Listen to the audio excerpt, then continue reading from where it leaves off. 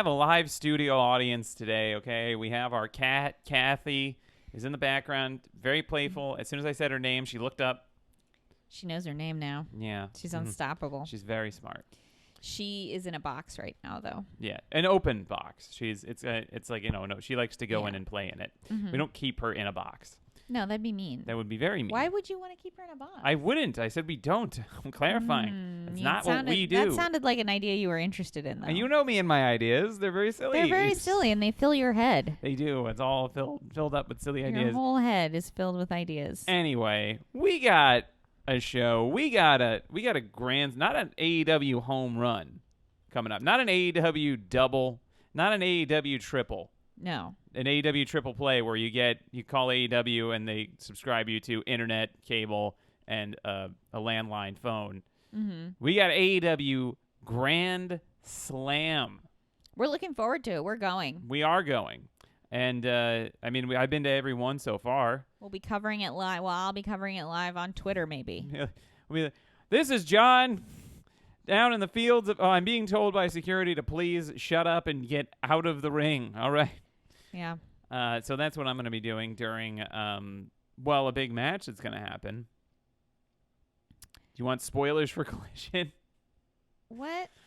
Yeah. Yeah, I know. It'd be funny if you said no and then we had to just stop. Yeah. Doing the Like what? Oh, no, I haven't, yeah. But we're doing a match that we're going to do at Dynamite Grand Slam. Eddie Kingston versus Claudio Castagnoli. I believe title for title. So it's ROH World Title for New Japan Strong Openweight Championship. Wow. Big Sounds deal. like Eddie's on the verge of something here. It is. It was a little weird that he lost specifically to Claudio at All Out because it seemed like they were going to have him pin Claudio or at least pin Wheeler Yuta to then get a title shot, look strong, right? But they didn't. They just had him lose. They wanted the chip on his shoulder to get a little bit bigger. Yeah, I think, it was actually kind of almost interesting because sort of the classic thing is to have Eddie or to have it, whoever's going to challenge the champion pin them in a tag team match. That's like a WWE trope at this point. And, it's a totally fine thing to do, but WWE does it like with every championship feud or like every other one. It's on almost every episode of Raw and SmackDown. For the last 10 years, basically. They've done that. But they didn't do that this time. In fact, they had the guy who is going to lose again to the guy who has the championship. But, it's almost kind of more interesting that way, even though it doesn't make a whole lot of sense. But maybe Claudio will win the New Japan. Maybe title. he will. Maybe he will win the Strong Openweight Championship. You don't know. But we don't know. We're just a couple of marks. We are just a couple of marks. A couple of smarks. But Stupid marks. Do we ever get like a full accounting of why? I know that their feud goes back to their days in ROH together. Their day goes back to Chikara. Chikara, yes. The feud goes back to their days in Chikara, which is a wrestling Defunct. school / promotion. Yes, it's defunct now, but it was a big wrestling school / promotion. And do we know anything about what their beef actually started as? They've never really said 100% what it is because they're, I think it's very, not kayfabe what happened. I think Claudio was supposed to, lose to Eddie or something, on his way out of Chikara before he signed with WWE in, 2012. And it seemed like he left and, just didn't lose to him. So I think it's kind of hard for them to literally say what it was, but they still want it to be based on that reality. So Eddie Kingston was very mad at him because he didn't do business. So he just keeps saying you didn't do business because on Collision this week they had a little sit down interview and they've kind of touched on this before where they say you didn't do business when you were leaving the independents. Was he maybe not allowed to? I don't think WWE would have been able to or care that much to tell Chikara to what to do with their booking. Mm-hmm. Because they don't. Well, they could have told him though if Claudio had signed with them. Sure, they could have been don't lose. That's what I mean. Is maybe they were no, you can't do that last show, and then they just do that last true. show. They could be yeah, you can't. You got to start early or something like that. Yeah, or we just don't want you to lose on another promotion and then debut on ours. So no. Yeah, they could have. Yeah, I think it feels more likely that they could have been I mean, because they would do something sort of petty like that, where they'd just be like, "Oh, you're doing that show where you're gonna lose? No, we're gonna start you early, so you can't do that show." Right. You know what Yeah, I mean? that's what I mean. More so than like affecting the booking, but yeah, I don't think they would have talked to ROH. I think they would have just said it to Claudio when he was signing. yeah. So maybe that's why. But who knows? You know, and they've also sort of said that it's like related to Claudio saying that Eddie Kingston has had like a lot of potential, but he's like lazy basically, and he's like, you should be in the gym working out. Oh, and yeah. he doesn't want to. You know, Claudio's a real muscle guy. He is the a muscle Blackpool guy. Combat He's a Club body is guy. very into, you know, it seems like a place where, because Jon Moxley is building a gym in his basement for them.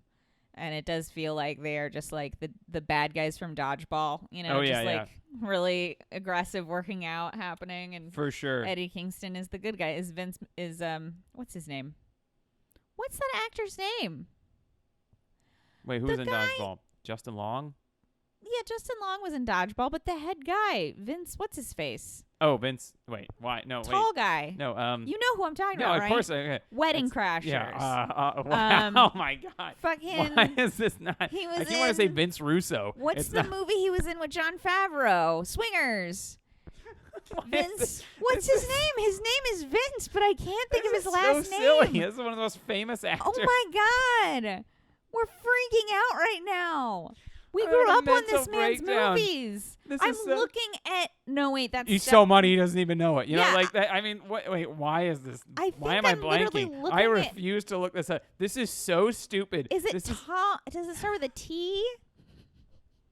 This is like forgetting, like, Tom Hanks's name. I This is like know. such a silly name to forget. Vincent? Is Oh it my Vincent? Oh my God.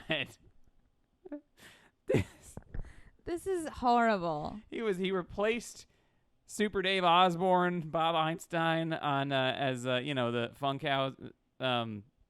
Funkhauser, right? Yeah, I thought On, I was Curb looking Your at a Step Brothers Enthusiasm. DVD over there, and I was like, I'm looking at a DVD, but he's not in Step Brothers. He's No, in Wedding Crashers. he's in Old School. Old School. I mean, this is so stupid. It's funny because this is a wrestling podcast, so my brain keeps going, He was McMahon, also- Vince McMahon, and He I'm was like, no, also not in, him. He was also in Fighting with My Family. Yeah, he was. This is so because I know that my brain has all this information. I just We have it. We know his name. Vince? His name is Vince. We can't think of his last name. maybe you know what it is.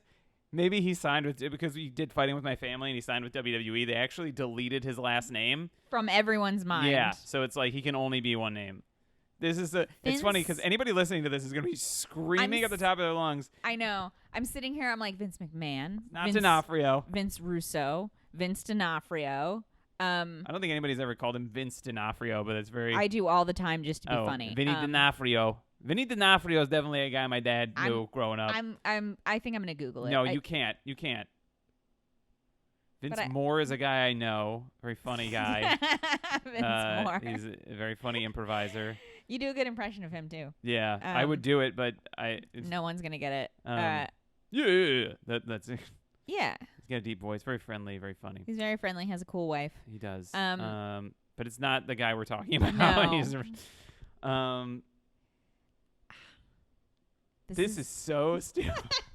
We are not editing any of this out. We are old, is what this means. Let's talk we about are where we're old people. I feel like it's Thompson or something. It's not. It's like a T name. It's like a very. It's not Vince. Does it start with a V? Is it like Vince V something? I just can't believe how there's nothing in my brain right now when I go to that little filing cabinet. If you had asked me 10 minutes ago what his name was, there would have been no issue. I would have had it ready to go. I don't know if it's because you forgot it. I infected and then I couldn't, you. Because Jon Favreau, I got with no problem. And Jon Favreau is like almost less famous. No. Well, I think Jon Favreau is more famous now. He is, but he's also less famous as an actor. He's more and famous I keep as a writer and thinking director. Vince Russo, but that's not even like a person I should know. No, I know. That's like somebody that I know against my will. This is Owen Wilson and Vince. I keep thinking if I think of it in a context. he was in Maid. Made is a pretty good movie. Made, there was a scene in Made, as in like MADE, like you're a made man, because they get involved. It's him and Jon Favreau. They get involved in the mafia. There's too many Vinces. And the boss of the mafia is like gives them money to like complete their task. He's like, that's your per diem. And then Vince is like, that's my per diem. Yeah. He's like, really tall. He is. This is crazy. This is so stupid. Vaughn, yes. Vaughn. Vince Vaughn. I knew it was a V name. I said it was a V, and you laughed. I was laughing at the situation. Vince Vaughn. Vince Vaughn. I want it on the record that I remembered it. The title of this episode is Vince. Vince who? Too many Vinces is what it's called. That's true. Because there are too many. There are too many Vincents involved in wrestling. For as odd a name that Vince is, because I do think Vincent is like a very... I think maybe you just didn't grow up around enough Italian people. That's true. Because there were plenty of Vincents around. Okay, that's fair. Yeah. My dad, well, there weren't... His name wasn't Vincent, but my dad knew like 3 guys named Frank and would often hang out with like all of them at once. Anyway. Going to meet the Franks. What were we talking about? We were talking about Vince Vaughn. We were talking about Dodgeball Eddie, and how Claudio Castagnoli is like the Vince Vaughn. By the way, neither one of us are stoned right now or drunk in any way. This is us completely stone cold sober. Mm-hmm. Just I had a single hard seltzer last night. Yeah, we're just trying. Like we're 8:30. This is how hard it is for us to just like get through the day. This is like a preview of what it's like. I mean, we're lucky we remember our cat's name, honestly. No. I'm just kidding. We love her. Yeah. She's right over there sleeping right off camera. Anyway, so Eddie Kingston is like the Vince Vaughn dodgeball people. And then Claudio Castagnoli in the back will come up Ben Stiller. Wanted to do a little second beat, but it would have been artificial. But so I bring this up because I'm trying to figure out, because Eddie has lost a lot of title matches at this point. He did win that New Japan Strong Openweight Championship, but he's lost to Claudio previously for the ROH World Title. And actually last year at Grand Slam, there was an ROH World Title change because that's where Chris Jericho won the title from Claudio, who he then lost it back to at Final Battle in December. But so there's precedence that this title could change hands. But I love Eddie Kingston. I think he's like one of my favorite wrestlers in the world. I think he's one of the best. And I want him to be like the ROH World Champion, the AEW World Champion. But my question is, does it work better for him to lose more of the time? Is he a character that works better almost getting it and then just not overcoming, like not reaching the mountaintop? Because he is a guy, he's like an everyman. It's hard for him, he's got to struggle, and Claudio's like a god. I know. I think you're right, actually. I think it does work for him to keep losing, but I think he needs to lose dirty.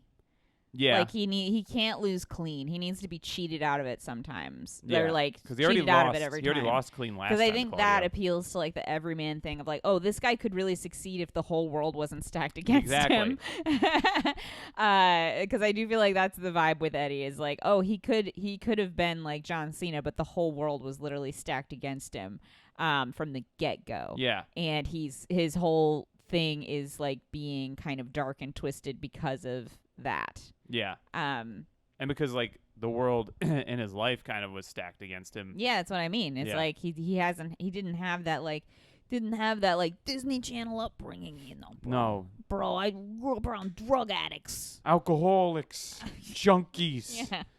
Yeah. Yeah, so I mean but I think something to also note is that even if he does lose like most of the time, he probably should win sometimes. So it probably would work. Oh, yeah. I think the pocket for a character like him is to lose like 9 times out of 10. And then on that 10th time, he wins the ROH World Title, but he only has it for like a month.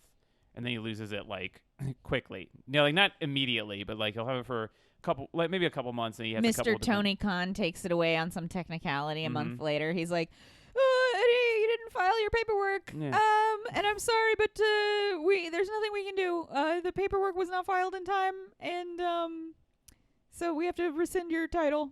I love every week Tony Khan on this show sounds more and more like Morty. He is our little Morty. He is our little Morty. We love him. What was that show that we pitched? Vince and Tony? Oh, yeah. It Vince was like McMahon Vince as is the Rick. and Yeah. I Look, was Tony. just going to say, what I want to see for Eddie Kingston is I want him to be like, he play like somebody's uncle in like a Netflix comedy God. series. You know what I mean? Like, I literally want him to play like, or like being like This Fool or something, like a show like that where it's like he just shows up and he's somebody's uncle who's around, You know, who offers advice. obviously you meant like a single camera, like, you know, Yeah. current sitcom. Yeah. But my brain immediately went to like what is sort of still prominent but less prominent, a multicam like classic sitcom. That would be funny And too. him coming in, he's like the guy that lives with the family. Like he's Honestly, the brother, the uncle that lives with the family. That would be very funny too. Like, yeah, I live, you know, upstairs. yeah. And he's like, you know, all gruff, but he also has like a heart and he teaches the kids lessons, you know. Mm-hmm. Oh man. Here Happy Days, but instead of the Fonz, it's just Eddie Kingston. That'd be great. That'd be awesome. You could write that right now. Yeah, you could do it in the 90s. I mean, Anyway. But yeah, so that's my thing. I think that's the pocket for Eddie Kingston. Yeah. He loses a lot. As much as I want to see him win, and I do think he's got a good shot at winning. They were actually kind of a little bit unclear on Collision if it was going to be for both, like title for title, because he first said put your ROH World title on the line. Then he was like, you know what, better yet, I'll put my Strong Openweight Championship on the line. So if it's just for the Strong Openweight Championship, then Eddie Kingston, I think, will definitely win. And if it's title for title, who knows? Let's see. I don't know. But what else is going on? We've got Iyo and Asuka. Finally. Ayahuasca, everybody. Yeah, so I haven't been keeping up. I keep up with SmackDown. My finger's on the pulse of what's going on in SmackDown. With WWE, you've seen me do it. I literally watch the clips they post on YouTube and Instagram. Yeah, I think that's the best and that way. is how I consume the show, pretty much. I On think a that's week, and kind then of- I watch the pay-per-views. I think that's kind of all they want. I know, honestly, like, yeah. I mean, that's maybe not what USA and Fox want. No, but I think that's why they post so much, because they know that people are not going to sit there and watch 6 hours plus of just their product every week. Yeah, and yeah, they're like, nobody's gonna watch, like, if you had a show like Dynamite and then another show like Rampage and another show like Collision. Like, nobody's gonna have so much time on their hands to watch all of those in their entirety. Yeah, like that would be every sick. week. Like, what are you gonna do? Like, wake up on Sunday and watch Collision? Or make sure you have no plans every Saturday night to watch it live. That's like so insane. stupid. Who you know would what I mean? do that? What do you know? Anyway, we do that. Yeah. So, and no, I'd like to blame even it on the if- podcast. Even if you but have like diehard fans, people are going to miss an episode. So I feel like that's why a lot of these promotions Also, put so much on there. a lot of WWE shows are replays, recaps. Oh yeah, they're definitely filler. just like It's a lot of- clips. It's clip shows. Yeah. Yeah, it's a lot of filler. And so anyway, but this next week, something that's not going to be filler is next week on SmackDown. Iyo Sky defending the WWE Women's Championship against Asuka. I might have to watch it. I might have to watch it as well. I always worry with these things that it's going to be like, you know, obviously that could be like this incredible match. And they have like a lot of history, not in WWE, but elsewhere that they could build on, that they could reference. Like they were in a group together. Mm-hmm. And apparently they've never had a one-on-one match. But, you know, They kind of faced off at War Games once. They did, yeah. And it seems like... And that was very exciting, and everybody popped when they started facing off against each other. And then WWE waited like a year and a half to book them in a match together. Yeah, and it's like, you know, it's on SmackDown. Because it's all about what the fans want. Well, they put smiles on people's faces, you know? If they notice people want something, they'll do it 2 years later. Yeah, and in like with the least fanfare possible. Yeah. But it, you know, with WWE, you can't really worry too much about like fantasy booking it, or like if it just happens at all. Like a great example of this is Big E winning the WWE Championship. He was like one of my favorite wrestlers. I mean, he still is, even though he's, you know, out still. But I wanted him to win the WWE title so bad, and the way they did it was he won Money in the Bank, which was cool, but then he won it by like cash. He was like, I'm going to cash in the Money in the Bank contract tonight. and then the whole night after Bobby Lashley like defends it against somebody else, and he's like, the whole night on Raw, people were like congratulating him as though he'd already won it, and it was very silly because he was also a babyface, so it was like, this is not a very noble way to do this, you know. And it was also just so, because it wasn't even like they took away the surprise of it happening because they said it would happen ahead of time, and then reminded everybody throughout the entire night it was going to happen. And then they didn't even have like a real full match because he just came out after Bobby Lashley had successfully defended the title. I think it was against Miz, and then he just beat him in like a couple minutes or something, you know, a Money in the Bank thing. And so it's like, it wasn't like, there was not really any build up. There wasn't like a feud. There wasn't a big long match where, you know, where like a roller coaster ride. It just kind of happened. Not and like the MJF Moxley thing from Full Gear last year, which I thought was such a great way for someone long anticipated to win the title. Exactly. And there wasn't, you know, anything to it at all. So, but it's WWE, so it's just kind of like moments, and you just have to appreciate when the moment happens. It's like, great, Big E won it. He had it. He had a moment.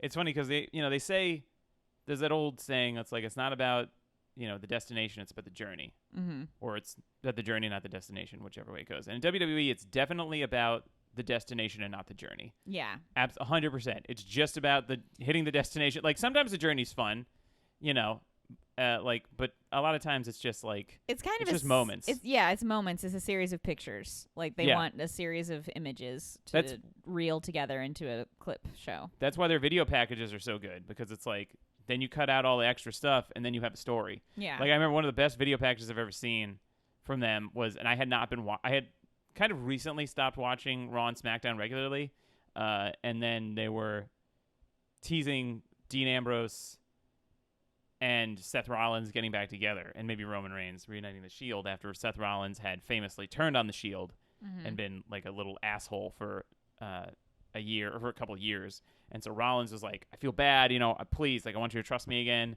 And Roman Reigns had like kind of accepted him back, and Dean Ambrose like wouldn't accept him. And it was just this like thing where like, will they, won't they, every week. And then finally because they had their little like Shield, you know, fist bump thing. And finally Ambrose did it, and they were back together. And it was like, you know, I hadn't been watching it, the little teases every week, and I just watched the video package, and I was like, yeah, like, this is awesome. And I was so into it. And then they won the tag titles together. And it was great. Yeah. I think our cat is snoring. Our cat is snoring. I was going to try to get a mic up to her, but I think if I do that, she'll wake up. She will. But it's really cute when she snores. It's just like a little honk. It's the teeniest, tiniest like a little noise. Let me see if I can get it on mic. Hang on. She just woke up. What? Oh, damn. As soon as you said that, I just saw her eye go. Yeah, she's like not into being famous. It's almost like she had heightened senses. Anyway, it's funny that I brought up this women's championship match and then talked about a bunch of other stuff. But I think what I'm trying to say is you just have to appreciate, like, it's, you know, this could have happened at Fastlane. This could have happened at WrestleMania, like a big thing. But it's like, it would have been great at WrestleMania. Yeah, but it's like sometimes at WWE, you just got to appreciate that it's happening at all anywhere. Yeah. So I worry sometimes with TV matches from WWE that they're just going to kind of be like, even though they could be these incredible stories and matches, it's just like kind of like, well, that was a great, you know, I mean, that was a solidly worked, safe match or whatever. I mean, all matches should be safe, but like, you know, I worry about that sometimes, but I'm going to give this a chance because I think this could be incredible, obviously. And I want to, you know, I think everybody should check this out. Yeah. If you're looking for a reason to watch WWE, this is it. That's it. And who knows? Maybe they'll do a disqualification finish into another match, which is a classic WWE thing. There you go. All right. Next, you want to talk about the Bloodline. I mean, but the Bloodline has fallen. That's the thing, is now Judgment Day seems like the big thing. And I think I talked about this a little bit maybe. I think the Bloodline is like, really, they missed the ending to this. And there's been a lot of great moments. Like, honestly, I really was eating up all the matches post WrestleMania, like the Usos versus Roman Reigns and Solo, and like, you know, Roman Reigns and Jey Uso and stuff. But the problem is, I still haven't seen anything that convinces me that Roman Reigns shouldn't just have lost the titles to Cody Rhodes. Of course not. There's no reason for him WrestleMania. not to, other than that, like, they weren't going to put it on Cody. Like, they 'Cause just weren't. They're also like kind of artificially stretching out this Cody thing. I mean, the Lesnar feud was fun. Well, the Lesnar matches were fun. The feud was way too elongated because they like they have to fill time and they have to keep finding reasons for him not to go after a title again, and it's just like, you know, it gets to be very hollow after a while. And it's like, well, they were just waiting until this WrestleMania time again, and it's just like too much time to fill. Sorry, and then they're very. I'm just getting choked up by Cody Rhodes, you know, and also they Beating him and beating him and beating it, and then so. At first, I was like, oh, maybe, you know, give them the benefit of the doubt. Maybe we'll do, you know, they'll have this story make sense, and it's like, oh, it's even more satisfying later. But the way I'm seeing this is like, they could have had Cody win the titles, and it would have been a great moment, and he could have just been the champion, doing his champion thing. He could have even done the noble, like, Cody Rhodes style thing of being like, I shouldn't have both of these titles. I'm going to split one up and return. I'm going to stay on Raw with one, probably the WWE title, and return the other one to SmackDown. And then you don't have to create a third World Heavyweight title just to, like, you know, out of thin air, right? Mm-hmm. Which is what they ended up doing. And then you could have absolutely done every single Bloodline match the same way they did it, with the Usos splitting off. And then you could end it at SummerSlam with Roman Reigns versus Jey Uso, which is still the last thing that they've done. And Roman Reigns the whole time has not defended the title. Like, he didn't defend the titles between WrestleMania and SummerSlam. Mm-hmm. So it's not like there were other things being built, right? It was just that. And then you could have had Jey Uso win the title, or beat him at SummerSlam without having to worry about putting the titles on him, because I think they were still, you know, like, didn't want to put the title on Jey Uso. Yeah, and this way you can just have Jey beat him, and then it's done. Because now what's happened is Jey has basically just, like, gotten tired of the story and left it. Yeah. Which is... Well, there's nowhere else for it to go. Yeah, exactly. Like, what else are you going to do? Like, it had a very natural ending point that they just ignored because everybody knew. Like, I mean, you had to have known. Like, we all knew they weren't going to put the title on a guy who just came back from a challenger brand. Like, they just weren't going to do it. When have they ever done that? Did they do that during the WCW stuff? Did people come over from WCW and immediately win the title? No. Also, it's funny because the end of WCW, the end of the whole WWF versus WCW invasion thing, like, the final thing that it came down to was a Survivor Series match with the winning team. Like, the losing company would go out of business, and the final two were Stone Cold Steve Austin and The Rock. Mm-hmm. And it was very funny because, yes, Steve Austin had been in WCW and had a long career in WCW, but he was mostly a WWF guy at that point, so it was basically just the two top stars in WWF. Yeah. Vying for it. So it was very much like, and then they brought the WCW guys in slowly, and they all just kind of lost to Triple H over the next couple of years. Yeah. Like, they're never going to, because, I mean, especially when you got somebody like Paul Heyman involved, you got to assume that, like, he's back there reinforcing the idea. Because if they put the strap on Cody, it says to the audience, this guy's better than all the other guys we have. And this guy came from a place that's like a challenger to us, which lends the credence to the idea that the other place might have better, stronger, tougher dudes. You know, like, you don't want to put any kind of good, you know, shine on that other company. So they're gonna, you know, I would be surprised if they ever give it to Cody, given that, like, who knows what happened. You know. Well, this year in Philadelphia, Cody Rhodes, the American Nightmare, is going to hit Roman Reigns with the Liberty Bell in Philadelphia, Pennsylvania. And then lose in front of his whole family. Yeah. Because Jacob Fatu or somebody is going to debut and low blow him, and that'll just be the end of the match. But he should have just won it. And then Jey Uso, and then, like, Roman Reigns still could have been breaking down. Because Jey Uso was also, like, the protagonist of the Bloodline story. Like, he was the one with the arc. And then it's just funny because he was like, once Jimmy turned on him, he was like, you know what? I'm out. And then he just literally quit the company.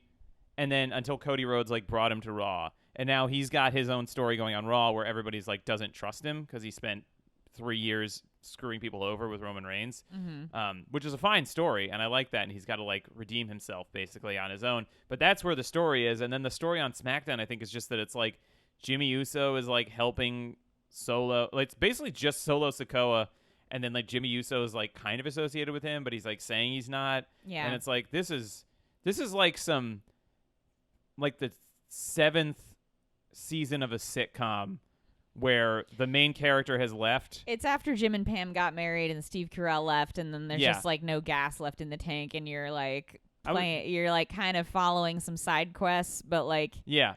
I was gonna do much older references. It's like when Welcome Back Kotter after Kotter left, and it was just about the Sweat Hogs. How old are you? I used to watch a lot of Nick at Night. The other one I was gonna say is after Richie Cunningham left the Happy Days. Jesus. The Happy Days. I gotta get another Happy Days reference in there.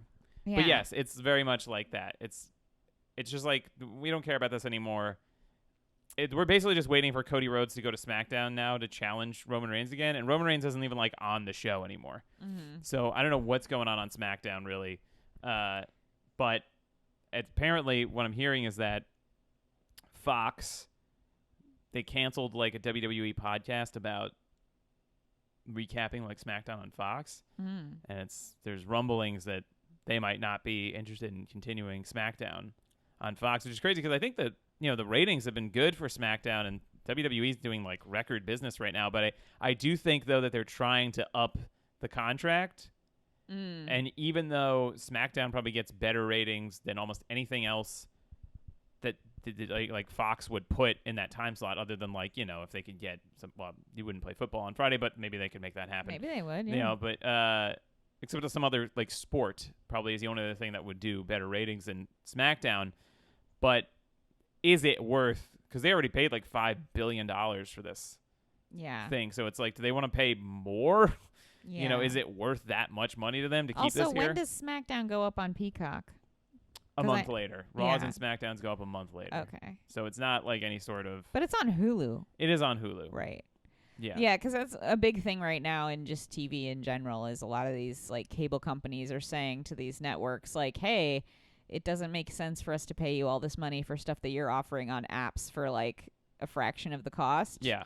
Because we can't compete with that pricing. And so a lot of them are like refusing to, like, there's a whole, I don't think we have the Disney Channel right now because of this. Like Disney and Charter are, which owns, I think, Spectrum, I think. Never mind. Ignore me. But anyway, there are people who do not have the Disney Channel right now because Disney and Charter are going back and forth on why Charter should pay for the Disney Channel when Disney Plus exists. Like they're like, if you're going to give this away for $10.99 or whatever, why would we pay you a premium to air it? That's true. I just remembered that reminded me of literally like 25 years ago when Who Wants to Be a Millionaire was like the biggest show in the world, and it was on ABC, and then there was like a thing because Disney was fighting with like Time Warner about having Disney channels on Time Warner, and ABC was one of them. And then it was like, instead of it was like Celebrity Who Wants to Be a Millionaire, it was like this huge draw. And then they came up with like they couldn't air it for Time Warner customers, and they just had this message. It was like Disney wants to take ABC away from you. Oh yeah. And I remember they made fun of it on SNL. Just like with Corncob TV. Corncob at a dinner. But that's a good way to bring us into our new segment called Shooting Range. Yeah. We can visit the shooting range, which is formerly Oh Shoot, formerly Gossip Corner. Yeah. Where we talk about shoot things that are real, happening in the real world, not the wrestling cinematic universe. So I think all of these are kind of referring to stuff that happened in the wrestling universe, but they're like related to real things. Okay. So on Rampage, the newly minted Mike Santana, formerly just Santana, he's returned from an injury, a long-standing injury. I just remembered a fourth thing to put on here, but a long-standing injury, and he came back, and there were rumblings, that he and his partner, his tag team partner Ortiz, who had been together for basically their entire careers, were no longer friendly. Like they had some personal issues, and they didn't want to be a team anymore. And so now, but then he came back, and they teamed together at All In against or they teamed with the Blackpool Combat Club against Best Friends and the Lucha Brothers and a bunch of other people. There's a lot going on in that match. You were going to say Vince Vaughn. Anyway, yeah, so they worked together, so I was like, oh, I guess they're fine. But then on Rampage, Mike Santana did a sit-down interview, like a promo, where he said that he doesn't need crutches anymore. He's got to go off on his own and all this stuff. And they showed like a clip of him and Ortiz, and it felt very kind of shooty.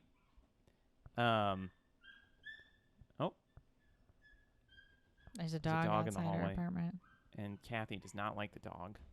Nope. Because she's afraid he's going to find her. Well, that's anyway, exciting. So they basically said, he called him a crutch and all this stuff, and he's like, I don't want to have a crutch anymore. And it felt like kind of disrespectful to him. And then Ortiz tweeted something that's like, this is a great way to talk about a guy who, like, I had your back for years, and I find out you think of me as like this crutch. Well, good luck, like, on your own and stuff. And it's like, could be leading to like a promo or like a feud or something, but it was just something he tweeted. You know what I mean? It wasn't like it wasn't on TV. It feels like kind of real. Yeah. And I don't know. I love Santana a lot, but I also love Ortiz, and it felt a little weird. Yeah, to have that thing call him like a crutch and all this stuff, especially when they're not like feuding on TV at all. Yeah. But we'll see. Right, I mean, I would love for them to do a feud. Yeah. Actually, this another thing that happened on Rampage, real quick, is that they showed a promo for Hook, FTW champion Hook, and then they had, and they showed like how he won the title back and All In and all this stuff, and you could hear JR on commentary being like, "Oh, these two young guys, doing this, having this match and stuff," which is him and Jack Perry, and then they didn't show Jack Perry or say his name in any capacity. They showed him getting pinned, but you couldn't see his face. Yeah, it was very much like when CM Punk and the Elite were gone for like a year.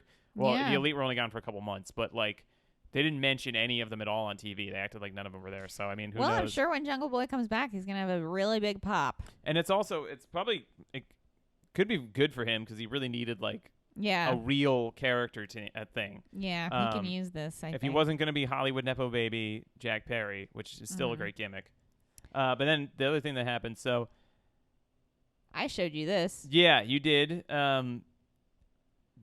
Upcoming megastar, I think he called himself the Mega. Or, no, actually, that's Bailey. I think he called himself the megastar. But anyway, LA Knight was on SmackDown, and so famously, it's a meme at this point. Kevin Nash was on in WCW years and years ago, and WCW used to be called "Where the Big Boys Play." And Kevin Nash was like cutting a promo, and he was saying like, "This is where the big boys play. Look at the adjective, play." And then so everybody makes fun of it because that's not an adjective, right? It's a verb. That's what they're doing. That's the action they're taking. And so Kevin Nash he's very like a very chill guy, really. I don't think anybody really like dislikes Nash. Certainly not now that he's no longer in like any sort of creative control position in the promotion that he's in. But he had some words for LA Knight on his podcast where he was just like, I don't get this guy at all. He's basically just, a ripoff of Steve Austin and The Rock. Kevin Nash also plays Tim Robinson's dad in Detroiters. Yeah. Big Hank. That's where I've seen him recently. I was trying to think of it. He's very good in it. Yeah. And so he's had some choice words for LA Knight saying that he's basically just feels like he's a ripoff of like these. And I mean, a lot of guys like that are, you know, even guys like, that's not like, I would never accuse MJF of being a ripoff, but I feel like if you're a star of a company and you're like a white dude, you're probably cribbing from a lot of guys who came before you, almost like as a treat, as an Easter egg for fans who... I mean, for sure. And wrestling has a long history of just taking gimmicks. I mean, Ric Flair took the Nature Boy thing from somebody else. You know, a lot of people do that. And I mean, also the thing in art, it's like a solid way to start is just like copy something you've seen until you figure out your own thing. But I get what he means. Like, I didn't really care about LA Knight until somewhat recently. Because it did feel like just a million things I'd seen before. He definitely feels like a creative wrestler from a video game in 2001. You know what I mean? And that's like, I'm not like, I like him well enough. I support him. I think they should put the titles on him or something. Push the guy. He got over. Is great. Yeah, is great. I don't think he's bad. You know, he just is like, he is very much like, he reminds me of a lot everybody. Let me talk to you. You know, he does that thing. I saw him on a podcast talking about and everybody. And he was like saying that he used to wait tables And in a kitchen, when you're a waiter and you're coming around the corner or whatever, you say corner so that people don't run into you. And he didn't want to say that, so he would say everybody.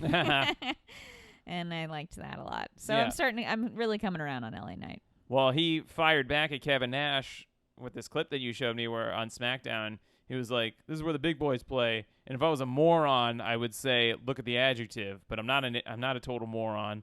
So look at the verb, play.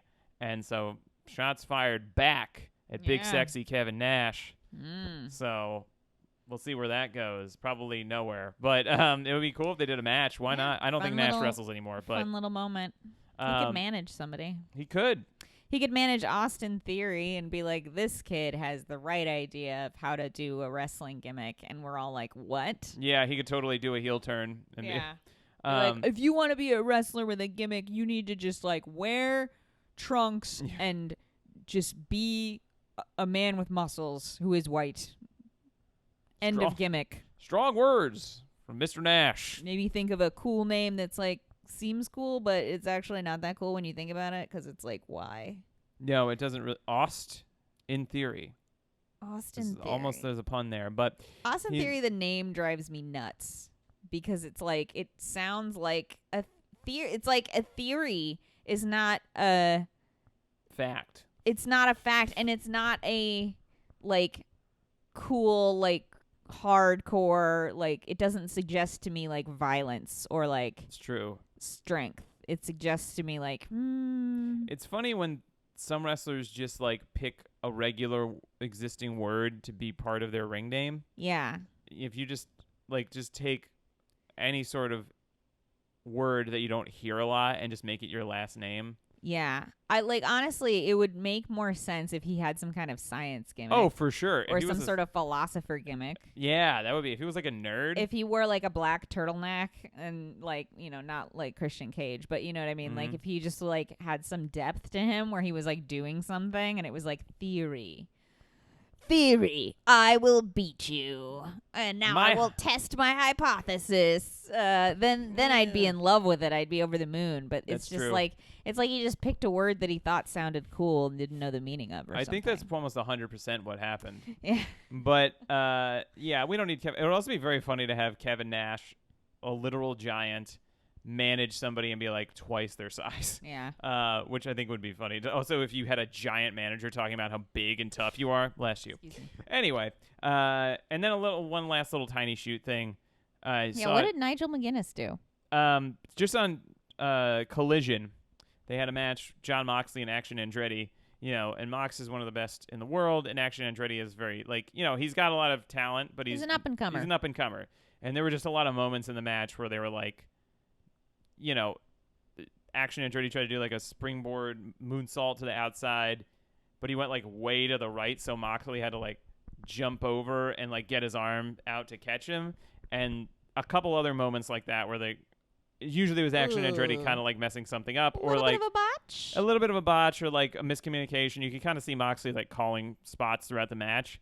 And being more focused on like being in the right position than like justifying why he, you know. And so Nigel McGuinness just throughout the match on commentary was just like justifying things so well about like he was like, oh, he said something like, oh yeah, I remember the two things. One was like the catching of the moonsault, and he was like, Moxley tried to do an uppercut, do a strike to him at the end, that, you know, and it was just like, oh, that's a great cover up. And then it was another thing where he did this like, you know, flipping splash to him, and then he hit him like way low, but he kind of hit him in like his left leg that he'd been working. And so Nigel McGuinness was like, right to the left leg. That's exactly what that shows. A lot of experience on Action Andretti. It actually shows how like calculating he really is. And it was just it was like made him look a lot like $1 million. I mean, that's what you want on commentary. You know what I mean? Yeah. He justified the hell out of it. And because he's a former wrestler, so he can see he can see everything. Yeah. You know? No, Nigel's great on commentary. I thought in All In, his commentary was fantastic. He's great. He really, especially when, I don't mind him being like a little bit of a heel, especially when he's a heel to like Bryan Danielson, because it's like a guy he had a long-standing feud with, and it's like he has a history with. But I like it better when he's just kind of like himself and a little playful, but like just calling the action as a former wrestler because he just adds so much expertise to it. Yeah. But yeah, that was great. Anyway, we can move on from the Let's do shooting the range. awards. Time for the awards. Time for the awards. Okay, promo of the week. Go.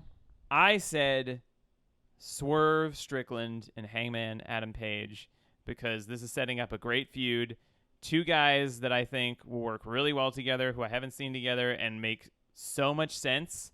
And I'm really, really excited to see them work together. It was also nice to see Swerve get like a long, a bit of promo time, and he got to do like kind of the first like long promo in front of the audience I've seen. He also revealed that he'd been in the coffin from the coffin match at All In for 2 weeks, which was great. He was like, spending 2 weeks in a coffin really teaches you a lot of things. And he looked like haggard. I don't think I caught that. That's hilarious. And he looked like he had bags under his eyes. Like he looked like he was losing his mind a little bit.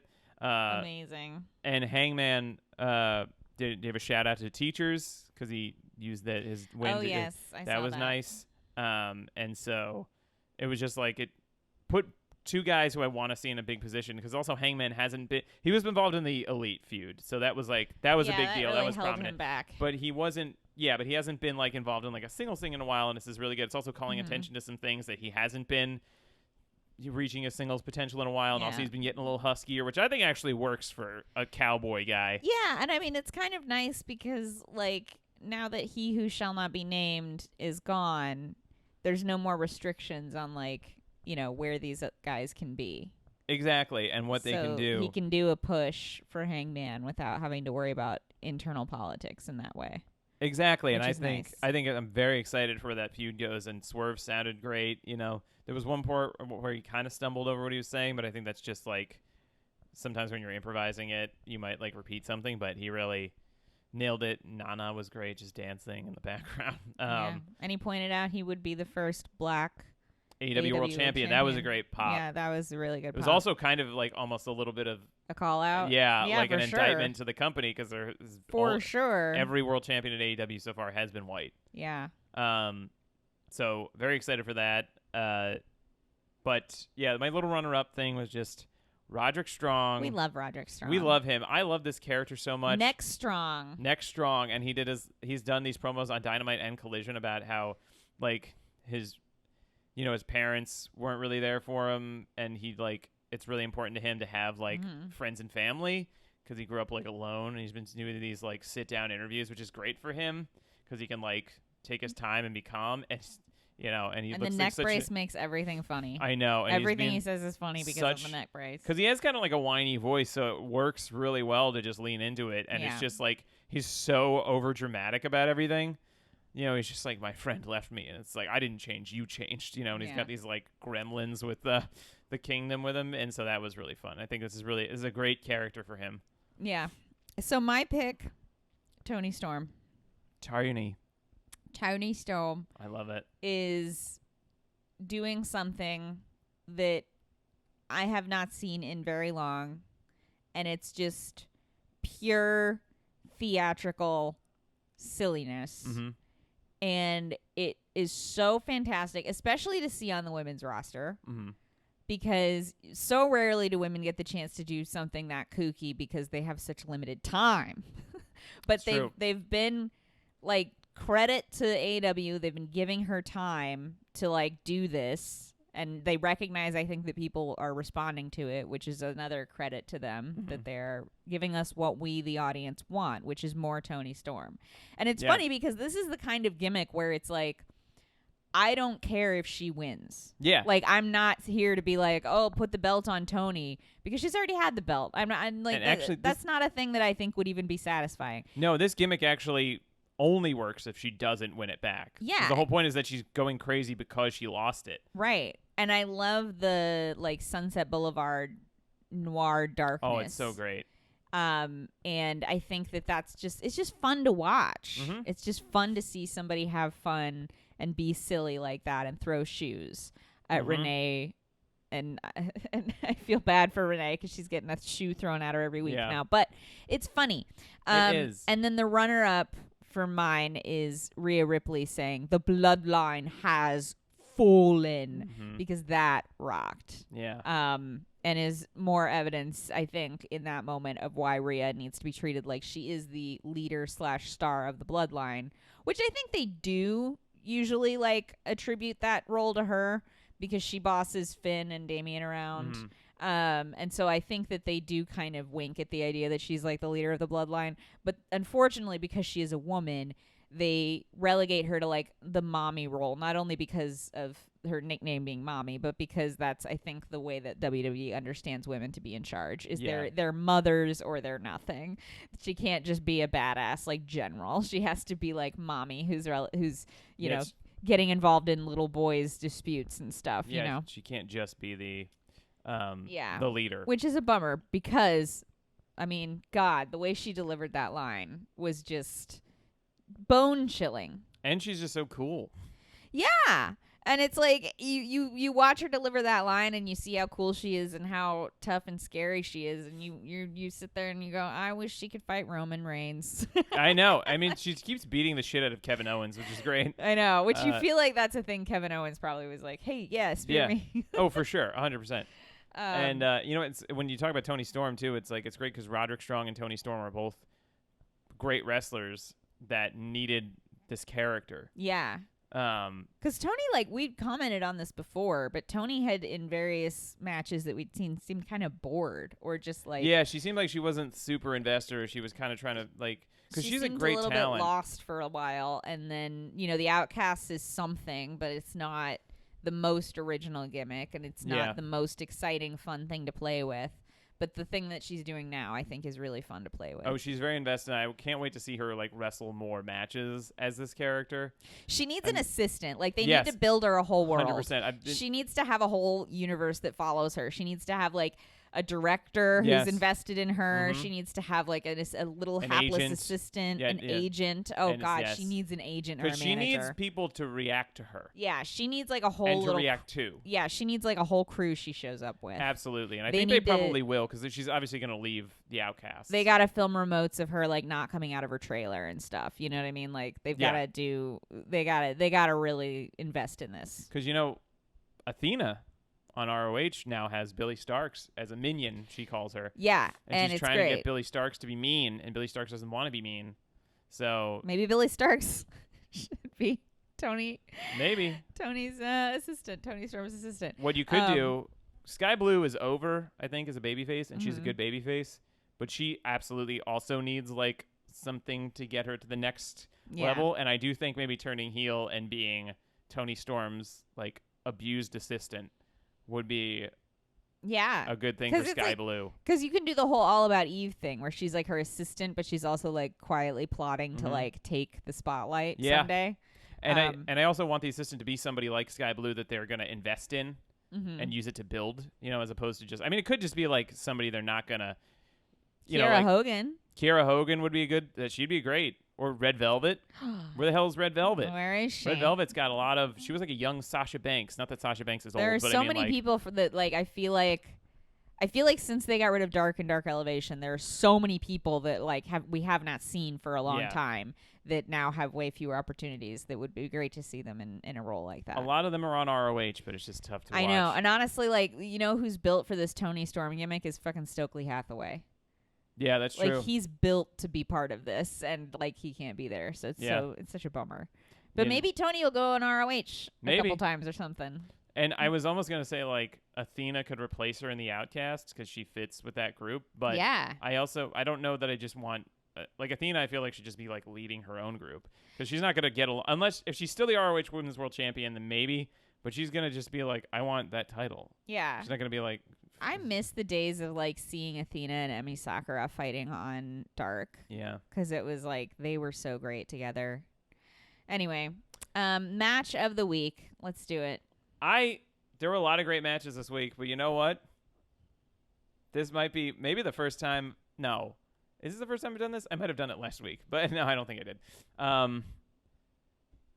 Gunther versus Chad Gable for the WWE Intercontinental Championship. I don't know if it was the best match of the week, but it was like a refreshing match in WWE because it was good. Chad Gable like got a nice spotlight, and it was like it was the last show before Gunther broke the record for the longest Intercontinental Championship reign in history, broke the Honky Tonk Man's like 35-year record or whatever. So it's like, yeah, you got to squeeze a little bit more suspense because he could just pass it and be like, great. Or on the last show before he breaks it, he could have the danger of. They did the same thing with the New Day when they broke a previous tag team championship record, and they did it with the Usos too. So it's like, you gotta milk something out of that, and they did, and it was a fun match. Chad Gable's family clearly was not told the result, and his daughter was crying very hard.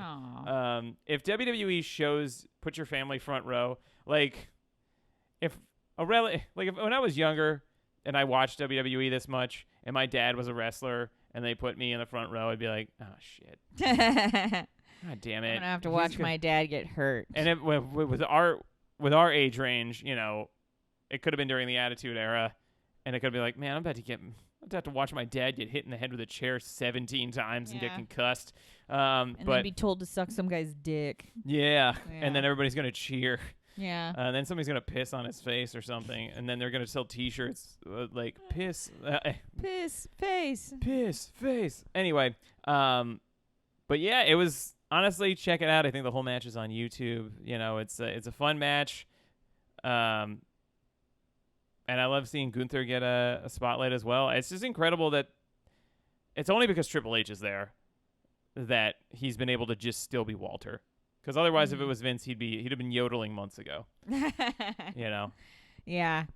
For mine, I picked Chris Statlander defeats Emi Sakura. Mm-hmm. Like a 4-minute match. But it was great. Emi Sakura was really good. Bulletproof. I love Emi Sakura. I want to see her all the time. She should be in the roster just like going. She should just be one of the people that you see all the time because she's hilarious. She's got a big character. She's a good wrestler. She's a hard-hitting wrestler. Like this match was like pretty hard-hitting for being only 4 minutes and 30 seconds or whatever it was. I think it was good for Chris Statlander too because I think she needed a match like that. No, it was good. I was happy to see it because that's the kind of match that you would have seen on like Dark Elevation. And you would have been like, this is a great match. It should be on Dynamite. And it was. Yeah. So that's great. And, it's whenever you see Emi Sakura, it's like, even though she's not on the show a lot, that match is going to just be great out of nowhere. Yeah, I've never seen TBS title. I've never seen Emi Sakura show up and been bored. Like every time Emi Sakura shows up, something happens where I'm like, oh my God, that's great. That's awesome. She should win the TBS title.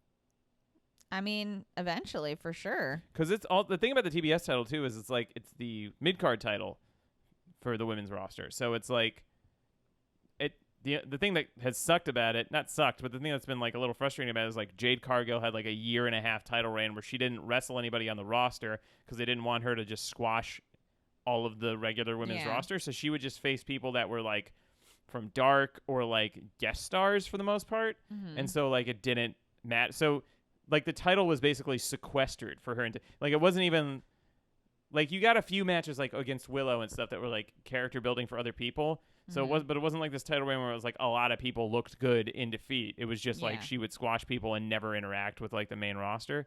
But Chris Statlander, I think, as much as I want her to have a long reign, I do want to start seeing a little bit more like turnover, more people getting an opportunity with this title because it's not the world title for the women's roster. You know what I mean? No. But Jade's back. Jade is back. Jade Cargill returns. And she's looking to unseat Chris Statlander, it looks like. I would have liked to have seen Jade come back and like, I heard this theory.